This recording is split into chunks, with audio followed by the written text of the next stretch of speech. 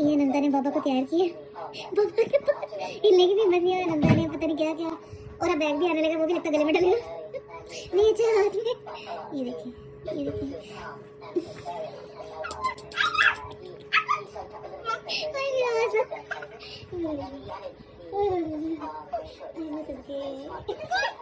ये हालात है वो वाले जब वो काम से थका रहता है और बच्चा आगे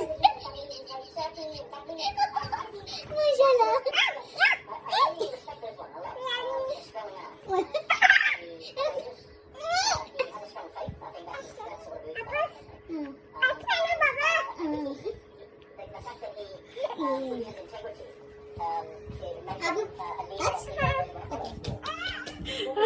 मक्खी मारने वाला ये रहता था, ये भी पापा को पकड़ा दिया।